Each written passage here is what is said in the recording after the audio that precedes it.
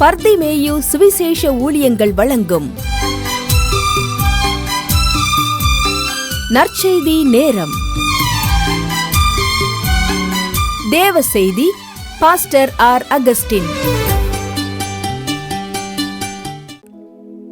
இந்த நாளில் உங்களோடு நான் பேசும்படியாய் ஆண்டவர் கொடுத்திருக்கிற இன்னும் ஒரு தருணத்திற்காய் அவருக்கு நன்றியுள்ள இருதயத்தோடு ஸ்தோத்திரம் செலுத்துகிறேன். அநேகர் ஆர்வத்தோடு கேட்குறீங்க. சிலரெல்லாம் பல செய்திகளை திரும்ப ஒலிபரப்ப மாட்டீங்களான்லாம் கேட்குறீங்க. நாங்கள் எப்போதும் நான் சொல்லுவதுண்டு, ஒவ்வொரு நாளும் புது கிருபை ஆண்டவர் தருகிறதுனால நான் ஒவ்வொரு காரியமாய் பேசிக்கொண்டு வருகிறேன். ஆனால் சிலர் இதோட ஏறக்குறைய எனக்கு தெரிய ஒரு 10 பேர் ஃபோன் பண்ணிட்டீங்க, ஐயா போராட்டத்தை குறித்து மறுபடியும் பேசுங்க, ஏன்னா வாழ்க்கையே இன்றைக்கு போராட்டமாக தான் இருக்குது என்று சொல்லி அநேகர் சொல்லுகிறீங்க. அதை விட குறிப்பாக ஒரு சகோதரி சொன்னீங்க, என் வீட்டில் வருஷமாக போராட்டம் தீராமல் இருக்குது. காரணம், என் புருஷன் மரித்து 5 வருஷங்கள் ஆகுது. இந்த 5 வருஷத்துக்குள்ள என் குடும்பத்திலிருந்து 5 பேர் ஒன்றன் பின் ஒன்றாக கர்த்தர் எடுத்துக்கொண்டார். ஏன் இப்படிப்பட்ட போராட்டங்கள் கண்டினியூவாக இருக்கிறது? தொடர்ச்சியாக போராட்டங்கள் இருக்கிறது. இந்த போராட்டத்துக்கு ஒரு முடிவு இல்லையா என்று கேட்டீர்கள். இந்த போராட்டத்திலிருந்து விடுதலை பெற வழி உண்டா என்றெல்லாம் பல கேள்விகளை கேட்டீங்க. இன்றைக்கு உங்களுக்கு அதை குறித்து நான் சொல்ல, முன்ன சொன்னதை விட ஒரு படி ஆழமாய் நான் தியானிக்க விரும்புகிறேன். காரணம், வாழ்க்கை என்பதே போராட்டம் தான். மனித வாழ்க்கையில் போராட்டம் இல்லைன்னு சொல்லி யாரையாவது கேட்டு பாருங்க, எப்படி இருக்கீங்க? வயதான ஒருவர் அன்றைக்கு வந்திருந்தார். அவர் சொன்னார், மனதில் எனக்கு அநேக போராட்டங்கள் வருகிறது ஐயா, அதை வெளியே மனசார எப்படி சொல்ல முடியலை. என்ன பேர பிள்ளைகளை எடுத்துட்டேன், பிள்ளைகளின் பிள்ளைகளை கண்டுட்டேன், எல்லாத்தையும் பார்த்துட்டேன். ஆனால் இன்னும் எனக்குள்ள மாம்சீகத்தில் போராட்டம் இருக்கிறது, மனதில் போராட்டம் இருக்கிறது, அதை வெளியே சொல்லவும் முடியலை. அதற்காக ஜெபிக்கத்தான் உங்களை தேடி ஃபோன் பண்ணேன். நீங்கள் இப்படி ஒவ்வொரு வாழ்க்கையிலும் போராட்டங்கள் உண்டு. ஏன்னா மனித வாழ்க்கை என்பது மைதானத்தில் ஓடுகிற ஒரு ஓட்டம் போல. எல்லாரும் ஓடுவாங்க, அதில் சிலர் பெற்றுக்கொள்ள முடியாமலும் போகுது. இன்னும் சொல்லப்போனால் கிறிஸ்தவ ஜீவியம் என்பது கயற்றில் நடுக்கிற அனுபவத்தை போல. களக்குத்தாடியை பார்த்துருப்பீங்க. ஒரு கயரை கட்டுவாங்க, ஒரு சின்ன பிள்ளை இந்த பக்கம் அந்த பக்கம் நடக்க வைப்பாங்க. வெறுங்காலால் நடப்பான், அப்புறம் செருப்போடு நடப்பான், ஒரு சின்ன தட்டை வச்சு நடப்பான். ஆனால் அந்த கயத்தில் நடக்கும்போது எவ்வளோ பெரிய போராட்டம், கீழே விழுந்துடக்கூடாது, ரொம்ப ஜாக்கிரதையாக நடக்கணும். வாழ்க்கையும் அப்படித்தான். கொஞ்சம் தவறுனா கூட நம்முடைய வாழ்க்கையில் பிரச்சனைகள் தான். இந்த நாளில் உங்களோடு ஒரு காரியத்தை சொல்ல வாஞ்சிக்கிறேன். உங்களுடைய வேதாகமம் எங்கே இருந்தாலும் சரி, தயவு செய்து கையில் எடுங்க, எடுத்து ஒரு வசனத்தை திருப்புங்க. ஒரு உத்தமனுடைய ஒரு அறிக்கையை முதலாவது நான் பார்க்கலாம். யோபுவின் புஸ்தகம் 10வது அதிகாரத்திலே 17வது வசனத்தை எல்லாரும் தேடி அப்படி கையில் எடுப்பீங்களா? அல்லேலூயா. போராடும் என் நெஞ்சமே, புகலிடம் மறந்தாயோ, பாராளும் இயேசு உண்டு, பதராதே மனமே. போராடும் என் நெஞ்சமே, புகலிடம் மறந்தாயோ, பாராளும் இயேசு உண்டு, பதராதே மகளே. எல்லாம் சொல்லுங்க. போராடும் என் நெஞ்சமே, புகலிடம் மறந்தாயோ, பாராள் இயேசு உண்டு, பதறாதே மரபே. ஆனந்தம் பேரானந்தம், ஆனந்தம் பேரானந்தம் என் அருளாத சமூகத்திலே. ஆனந்தம் பேரானந்தம் என் அருளாத சமூகத்திலே. போராடும் என் நெஞ்சமே புகலிடம் மறந்தாயோ. பாராளு கேசு ஒன்றே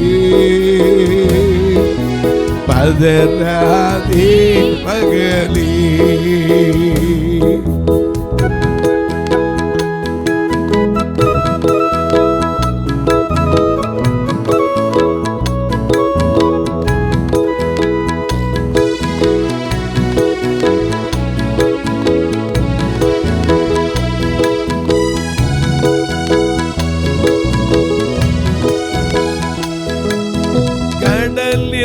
நடுவினிலே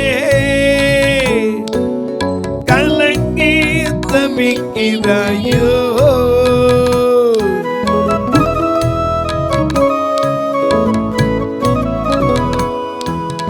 கடலில் நடுவினிலே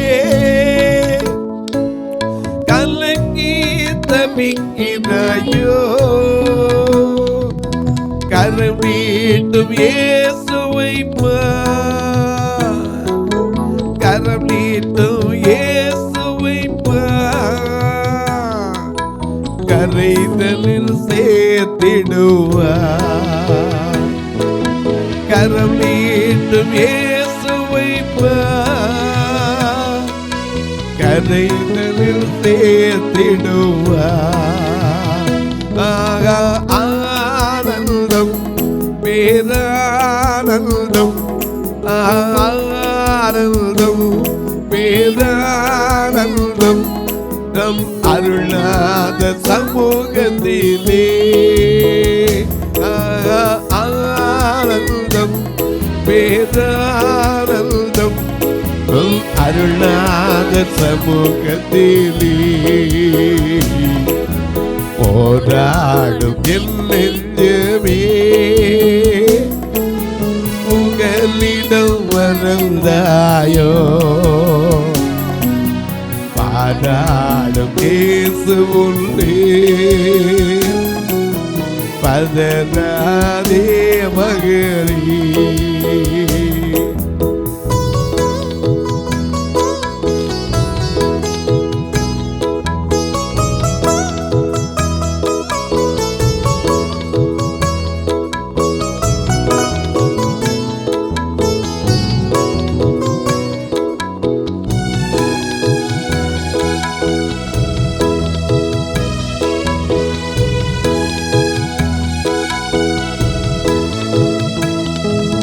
வழிதனில் தெரியாமல்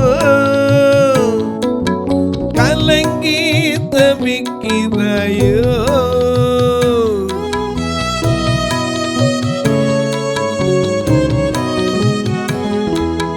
வழி தெரியாமலே பதறி தவிக்கிறாயோ. நம்பிக்கை வீண் போகாது, நம்பிக்கை வீண் போகாது, கர்த்தரை நடத்திடுவார். ஆனந்தம் பேரானந்தம், ஆனந்தம் பேரானந்தம் உன் அருளாத சமூகத்திலே. ஆனந்தம் பேரானந்தம் நம் அருளாத சமூகத்திலே. போராடும் என் நெஞ்சமே புகலிடம் மறந்தாயோ. கொண்டாடும் இயேசு உண்டு. பதறாதே மனமே. எத்தனை பேர் என்னென்ன போராட்டத்தோட உட்கார்ந்திருக்கீங்களோ எனக்கு தெரியாது. ஒவ்வொருவரும் பலவிதமான போராட்டங்கள் இருக்கலாம். ஏன்னா வாழ்க்கை என்பதே போராட்டம். ஒரு மனுஷன் முன்னுக்கு வர்றதுக்குள்ள ஒரு காலம் அவனுக்கு இருக்கிறதா. என்ன காலம் அதை சொல்கிறேன். அதுக்கு முன்னாடி உங்கள் கையில் எடுத்திருக்கிற வசனத்தை யோபுவின் புஸ்தகம் 10ஆம் அதிகாரம் 17ஆம் வசனத்தை வாசிக்கலாம். நீர் உம்முடைய சாட்சிகளை எனக்கு விரோதமாய் ரெட்டிக்க பண்ணுகிறீர். ரெண்டத்தனையா பெருக பண்ணுகிறீர். என்மேல் உம்முடைய கோபத்தை அதிகரிக்க பண்ணுகிறீர். போராட்டத்தின் மேல் போராட்டம் அதிகரிக்கிறது. போராட்டத்தின் மேல் போராட்டமா இருந்தா தாங்கலாம். ஆனா போராட்டத்தின் மேல் போராட்டமா இருந்தா நாம கேட்போம், ஒரு உத்தமன் இப்படி சொல்லலாமா? ஒரு சன்மார்க்கன் இப்படி சொல்லலாமா? ஒரு தேவனுக்கு பயப்படுகிறவன் இப்படி சொல்லலாமா? பொல்லாப்ப கண்டா விலகி ஓடுறவன் சொல்லலாமா அப்படின்னு நம்ம நினைப்போம். ஏன்னா நம்ம கூட சொல்லணும்ல, இவங்கெல்லாம் விசுவாசி இப்படி பேசலாமாங்கிறோம். எல்லார் வாழ்க்கையிலே போராட்டம் உண்டுங்க. எதில் போராட்டம் உண்டு? யார்கிட்டையாவது கேட்டு பாருங்க, வாழ்க்கையில் பிறந்ததுலேருந்தே போராட்டம் தான் பாங்க. நாம் சொல்கிறோம் ஒரு யோபு உத்தமன். ஏன்னா உண்மைக்காக கடைசி வரைக்கும் தன்னை அர்ப்பணித்தவன். அவரே சொல்கிறாரு 27:5, நான் மரணிக்கிற வரைக்கும் எனக்கு என்னது உத்தமத்தை விட்டு நான் என்ன செய்ய மாட்டேன், விளக்கவே மாட்டேன். உத்தமம் யாரு உங்களுக்கு தெரியணும். சங்கீதம் 19:12-13 வாசிக்கிறோம், தன் பிழைகளை உணர்கிறவன் தான் உத்தமன். மறைவான குற்றத்துக்கு நீங்களாக்கும்படி வேண்டுகிறவன் தான் உத்தமன். அதனால தான் அவன் ஜெபிக்கிறான். என்ன ஜெபிக்கிறான்? சங்கீதம் 19:12, தன் பிழைகளை உணர்கிறவன் யார்? மறைவான குற்றங்களுக்கு என்னை நீங்களாக்கும். அது மட்டுமல்ல, துணிகரமான பாவத்திற்கு உமது அடியேனை விலக்கி காத்தர். அவைகள் என்னை ஆள ஒட்டாதேயும். அப்பொழுது நான் உத்தமனாகி. இத்தனை காரியத்தை செய்தவன் யாரு? யோபு. உத்தமன். அவனுக்கு கர்த்தர் நித்தமும் துணை நின்றார். அதனால தான் சத்துரு கூட கேட்டான், நீர் அவனுக்கும் அவனுக்குண்டான எல்லாவற்றையும் சுற்றி வேலி அடைக்கவில்லையோ? அவ்வளவு வச்சுட்டு என் தாசன் உத்தமனா என்ன அர்த்தம்? கொஞ்சம் எடுத்து விடுங்க, கொஞ்சம் என்கிட்ட விடுப்பாருங்க, அப்பா நிற்பானா இல்லையா? ஏன்னா சாத்தான் நினைச்சுவானா, சலிக்க வருவானா, கோதுமையை புடைக்கிறது போல புடைக்க வருவான். உன் விசுவாசம் ஒளிந்து போகக்கூடாது. போராட்டம் வரும்போது தான் இன்னும் கொஞ்சம் ஸ்டடியாக ஆண்டவருக்குள்ளே நிற்கணும். எனக்கு அன்பார்ந்த இவர் சொல்கிறார், ஒரு உத்தமன் சொல்கிறாரு, நீர் உம்முடைய சாட்சிகளை என் மேலே ரெட்டிக்க பண்ணுகிறீர். உம்முடைய கோபம் என் மேலே என்ன செய்யுது? பற்றி எரிகிறது. அது மட்டுமல்ல, போராட்டத்தின் மேல் போராட்டம். ஏன்னா யோபு வாழ்க்கையில் பார்த்தீங்கன்னா ஒரே நாளில் வந்துச்சு. 1ஆம் அதிகாரத்திலே நாம் அதை குறித்து ஒரு நாள் வாசிக்கிறோம். ஒரு நாள் சாத்தான் தேவனுடைய சன்னிதானத்தை விட்டு போய் அவனுக்குண்ட எல்லாவற்றையும் ஒரே நாளில் நிர்மூலமாக்கினான். ஏன்னா 1ஆம் அதிகாரத்தில் 6ஆம் வசனத்தில் அவன் போய் என்ன செய்யணும்? ஒரு நாள் தேவபுத்திரர் கர்த்தருடைய சந்நிதியில் வந்து நின்றபோது சாத்தானும் அவர்கள் நடுவிலே வந்து நின்றான். ஏன்னா நம்ம நினைக்கிறோம் சாத்தான் கூட நம்மளை சோதிக்கிறதுக்கு ஆண்டவருடைய உத்தரவு கேட்காம வர முடியாது. அநேக நேரம் நமக்கு தெரியறதுல பாடுவோம், சத்துரு சோதித்திட தேவ உத்தரவுடன் வருவான். அவன் அங்கே அனுமதி கேட்காம நம்மளை என்ன செய்ய முடியாது. இயேசு பேதுருட்ட சொல்றாருல, லூக்கா 22:32, சாத்தான் அவன் என்ன செய்யறான்? சுலகில புடைக்கிற போல, கோதுமையை சுலகில புடைக்கிறது போல புடைப்பதற்கு இடத்துல என்ன செய்தான்? அனுமதி கேட்டான். நானோ கொடுக்க மாட்டேன்னு சொல்லல, உன் விசுவாசம் ஒழிந்து போகாதபடிக்கு உனக்காக வேண்டிக் கொண்டேன்.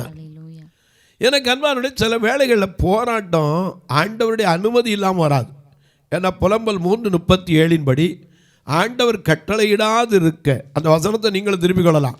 புலம்பல், ஏன்னா டிவியில் அநேகர் சொல்லிங்க, நீங்கள் சொல்லிவிட்டு அப்படி போயிடுறீங்க, அந்த அம்மா தயவுசெய்து வாசிக்கிற கொஞ்சம் இடம் கொடுங்கன்னு அநேகர் கம்ப்ளைண்ட் பண்ணுறீங்க. நல்லது, ஏன்னா வாசிக்கக்கூடாதுல்ல. எதுக்கு கேட்டதுக்கு நீங்கள் சொன்னீங்க, நாங்களும் அதை திருப்பி கண்ணில் பார்க்குறதுக்கு ஒரு உதவியாக இருக்கும்ல அப்படின்னீங்க. நியாயமான காரியம்.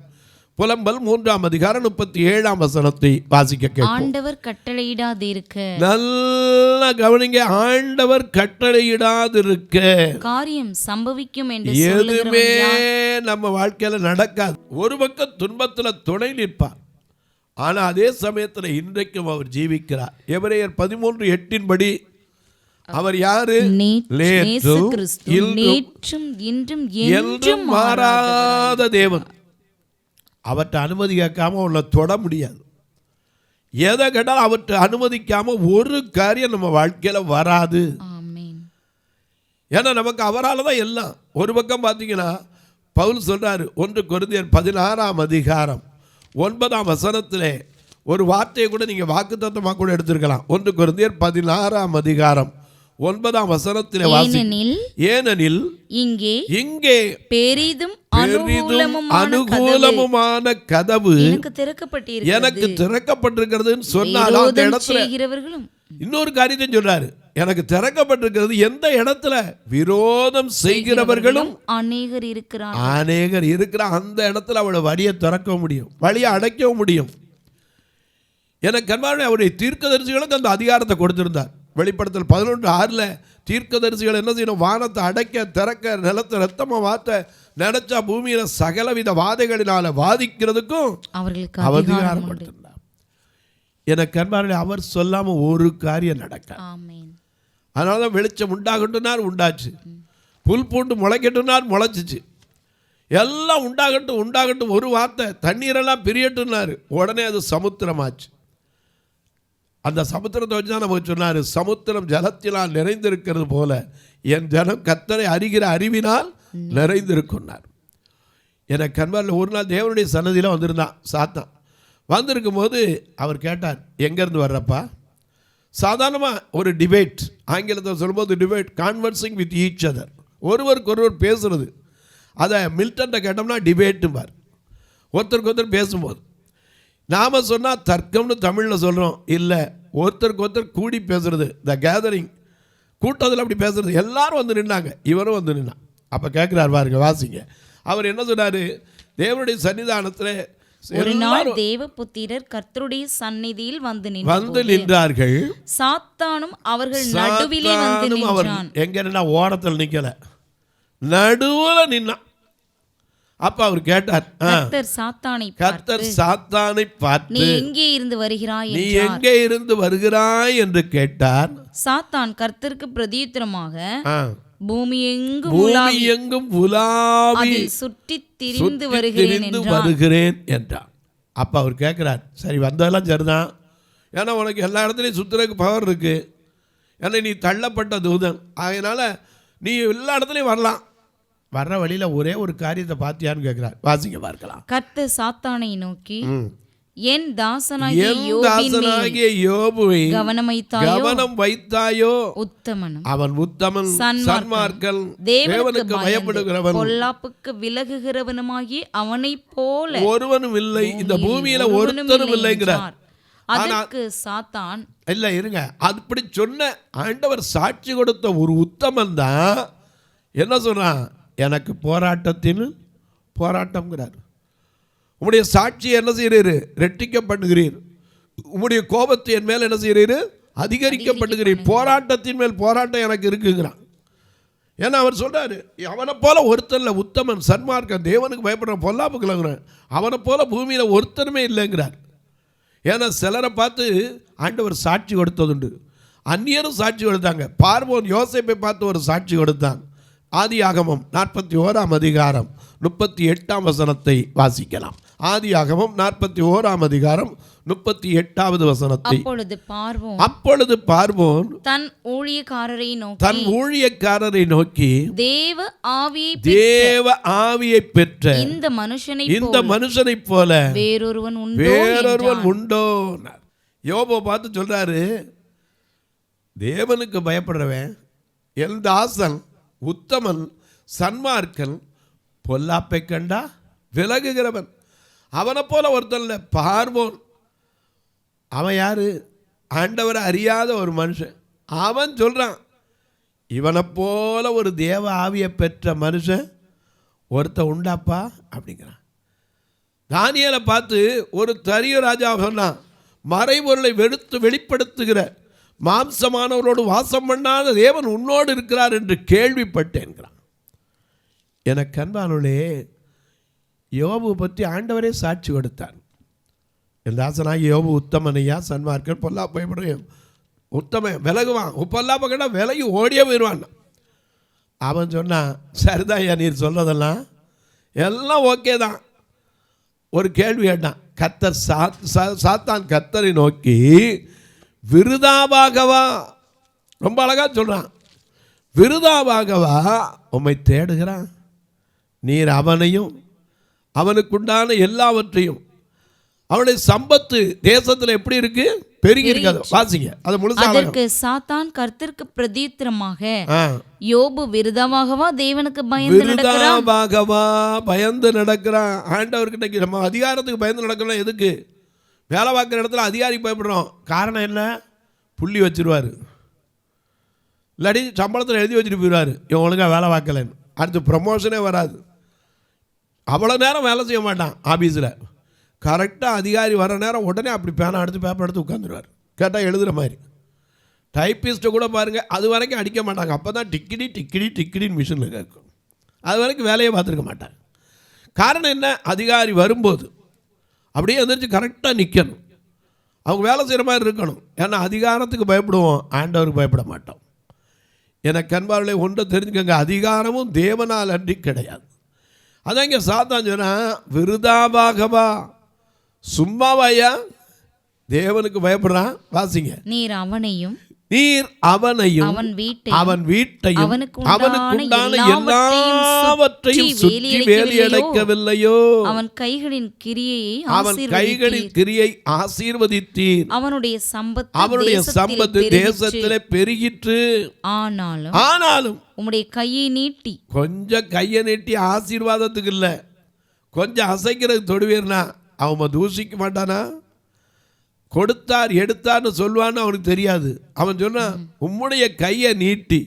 எசேக்கியேல் சொல்றாரு 14:13, ஒரு தேசம் கர்த்தருக்கு விரோதமாய் துரோகம் பண்ணிக்கொண்டே இருந்து பாவம் செய்தால் நான் அதற்கு விரோதமாய் என் கையை நீட்டி. ஆண்டவர் கை எந்த பக்கம் நீளும் மறந்துடக்கூடாது. ஆசீர்வாதத்துக்கு மட்டும் இல்லை, அப்பாவுடைய கையை அடிக்கவும் நீளும், அணைக்கவும் நீளும். என பிறமை கையாளதவன் தன் மகனை மறந்துடக்கூடாது. எனக்கு அன்பாருடைய கையை நீட்டி, சாத்தான் சொல்ற அவனுக்கு தெரியுது, நீர் உமது கையை நீட்டி அவனுக்கு உண்டானவை எல்லாம் தொடுவீரானால் அப்பொழுது அவன் முகத்துக்கு எதிரே உம்மை தூஷிக்கானோ பாரும். தனியா போயில முகத்துக்கு நேரே என்ன ஆண்டவர் உயிருக்காரா இல்லையா, கண் இருக்கா, காது இருக்கா, அவருக்கு எல்லாம் இருக்கா, இது ஊசிக்க ஆரம்பிச்சிருவான். சாத்தான் கேட்டக்கு சொன்னாரு, இதோ என்ன செய்தான்? அவர் உடனே பதில் சொன்னாரு, கர்த்தர் சாத்தானை நோக்கி, இதோ அவனுக்கு உண்டானவை எல்லாம் உன் கையில் இருக்கு. அடுத்த நிமிஷம் சொன்னாரு, அவனை பார்க்க போறியா, பரீட்சை பார்க்க போறியா, இந்தா உன் கையில் அத்தனையும் ஒப்புவிக்கிறேன்.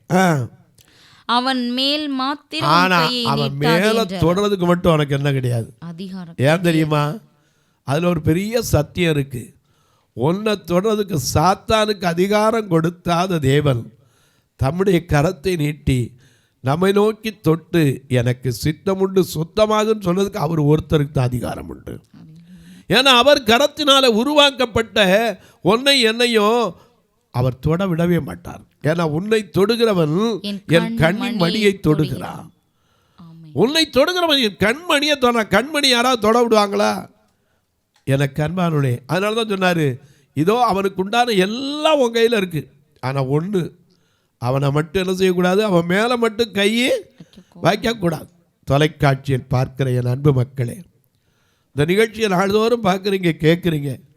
ஆண்டவர் சத்துரு கையில் ஒப்பு கொடுத்தாலும் உங்கள் ஜீவனை மாத்திரம் தொடவே விட மாட்டார். ஏன்னா ஜீவன் அவர் தந்தது, ஜீவன் அவரிடத்திலிருந்து வந்த சுவாசம்.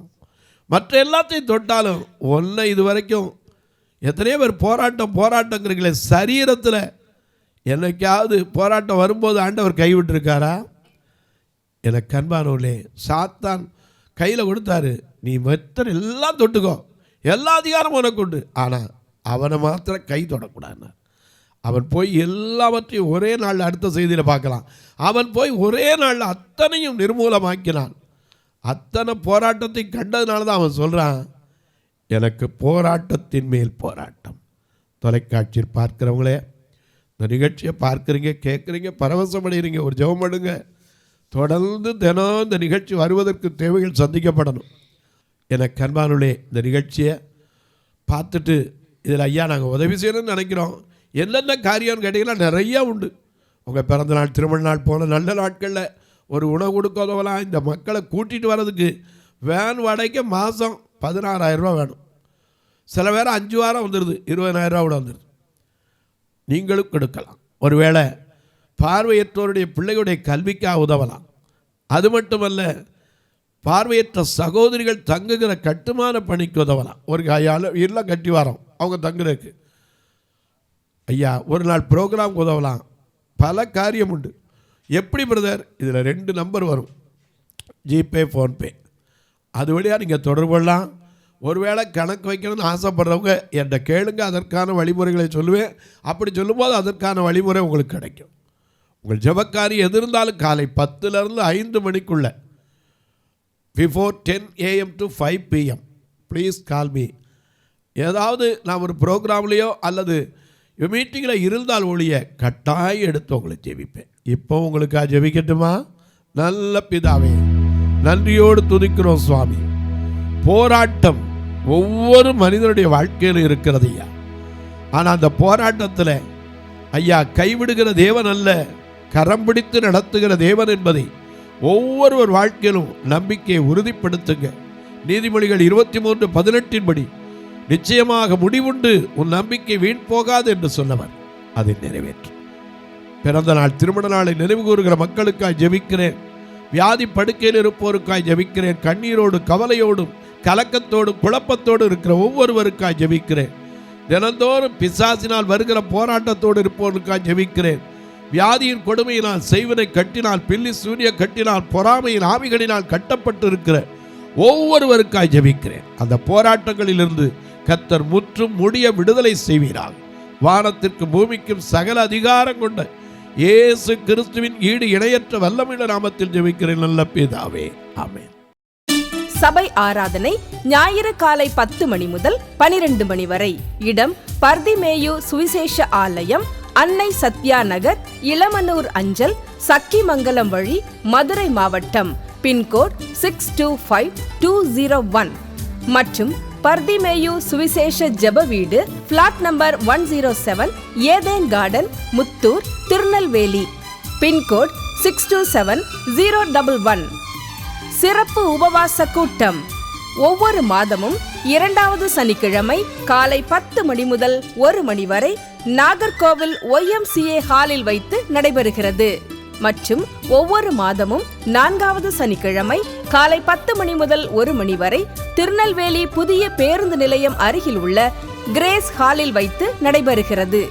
எங்கள் எல்லா ஆராதனைகளிலும் கலந்து கொண்டு தேவனை மகிமைப்படுத்த அன்பாய் அழைக்கிறோம். உங்கள் உதாரத்துவமான காணிக்கைகளினால் இவ்வூழியத்தை தாங்க விரும்பினால் R Augustine, account number 50213641, IFSC code IDIB 000B066, Indian bank, BP Kulam, Madurai. GPay number 9842181917, BGM ministries மற்றும் 9442559772, பிளைண்ட் மினிஸ்ட்ரீஸ் அகஸ்டின். உங்கள் தொடர்புக்கு பாஸ்டர் ஆர் அகஸ்டின், பர்திமேயு சுவிசேஷ ஊழியங்கள், நாகமலை, புதுக்கோட்டை, மதுரை 625019.